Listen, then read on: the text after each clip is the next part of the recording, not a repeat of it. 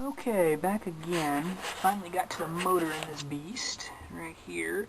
This is actually a induction motor, a quarter horse, ready for 1725 RPM. Only runs on 110 volts. In fact, the only reason you need the 220 is because of the heating element in there, because if they use just 110 volts, the current would be very, very high. And that's never a good thing. You want to keep those currents low, because that's what will kill you quicker than the voltage. Alright, so this end right here had that blower on it. Actually, this motor's still in pretty good shape. It is pretty noisy, though. I don't know whether the starter windings are bad or what's going on, but I'll have to look at it. And then this back end here, that's where the belt attaches that rotates the drum. And here's a look at the belt. I finally got that slipped off the drum. Actually, pretty good shape. I don't know if that's ever been replaced or not. I imagine it probably has, though.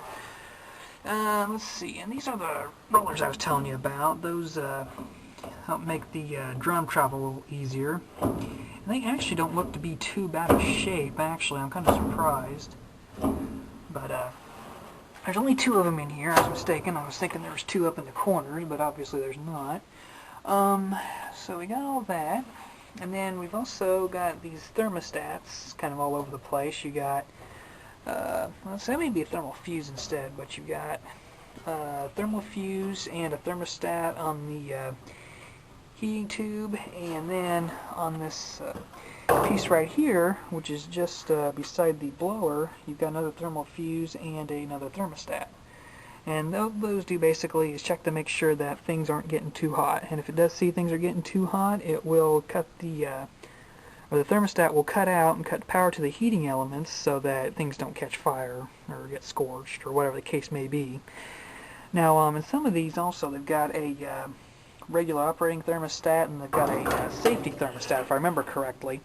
The regular thermostat's good for like 130, 140 degrees Fahrenheit, and the safety kicks on in like 195 degrees Fahrenheit.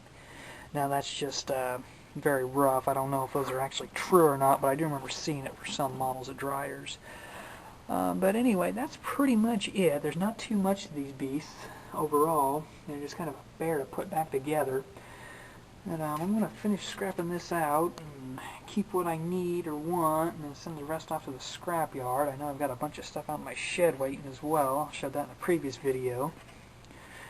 But anyway, hope you enjoyed this video. Hope you found it informative. If you have any questions or comments, send me a message, and please rate it as well.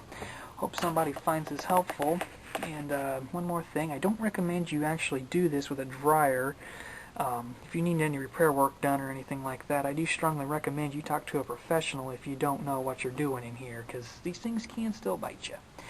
This one right here hasn't been connected to power for a long time. In fact, I'm using the cord on something else. But like I said, if you do work on it, disconnect the power, be very careful, and if you're not comfortable with it at all, I do not recommend doing any kind of work like this, because things can happen quick, and when bad things happen with these, you can lose your house, you could lose quite a bit. So, like I said, just best to leave the repair work to the pros. But until next time, thanks for watching, and everybody have a good year.